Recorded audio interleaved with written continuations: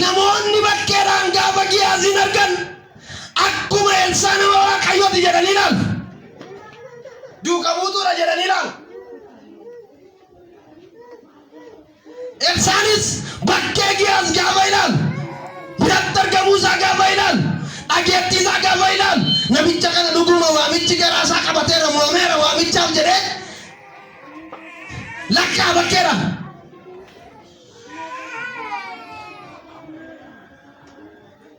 Amaatiin nu godhu gaafa laalu, adeemsan nu godhu gaafa laalu, ilaalchan nu godhu gaafa laalu, deddeebiin nu godhu gaafa laalu, namichi kun dhuguma Waaqayyoon waamameera jedhee lakkaa'ata ture. Nama kana qabaachuu isaatti hin gammada, baay'ee gammada. Garuu kan isin dhibu namichi Elsaa duukaa bu'e kun, fiigichi Giyaaz kun fiigicha horii wajjiniiti. Maalin jedhe? Dubbadhaa maalin jedhe? Fiigichi Giyaaz kun fiigicha horii wajjiniiti. Horii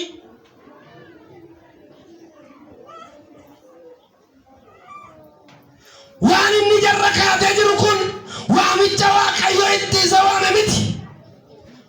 Horii walitti qabachuudhaaf, waa kuufatee ba'uudhaaf, waa gudunfachuudhaaf Elsaa duukaa bu'e. Horii wajjin fiiga, qabeenya wajjin fiiga, badhaadhummaa wajjin fiiga.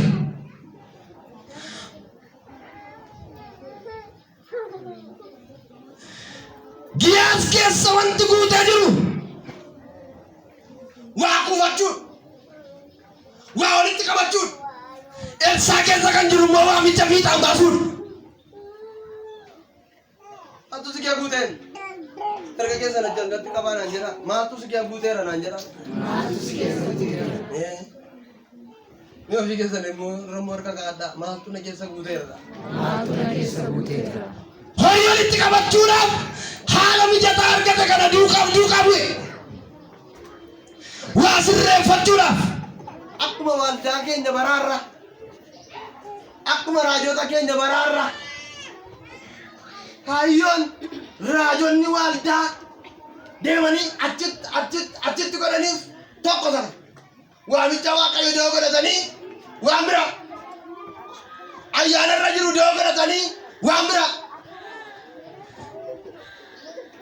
maqaa sana doo godhatanii waan bira.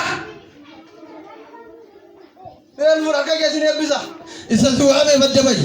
Amen. Sakamiif isa siwaame. Elsaa duukaa kan inni adeemuuf horii wajjin, horii kuufachuudhaaf, meetii walitti qabachuudhaaf duukaa fiiga. Akkeen Elsaa waan baay'ee nama dhibu tokko.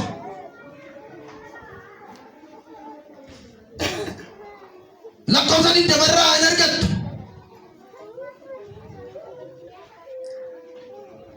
Soba dhugaa fakkeessee duukaa deemaa jira.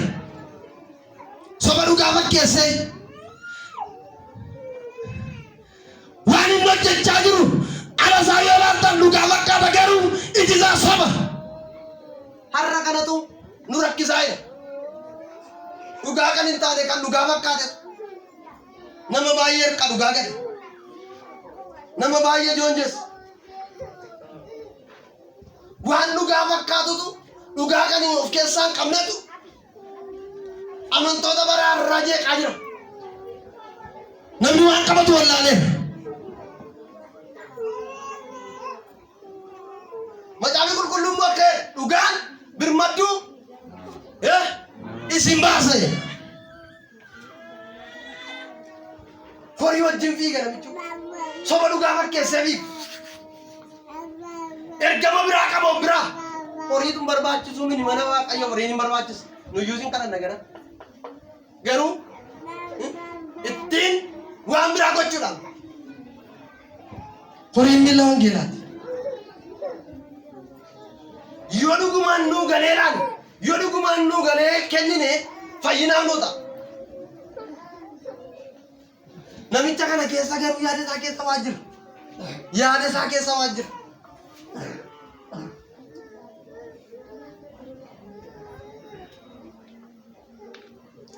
Carraa argatee carraa waamicha argatee Giyaas waa guduunfachaa jira. Waa guduunfata. Ilaawaa tokkoon isinitti himaa dhuma kanarratti wanti nuyi irra dhoksaattis mul'inattis goon guyyaa tokko fuula Waaqayyootti mul'achuudhaaf jiru. Ameen.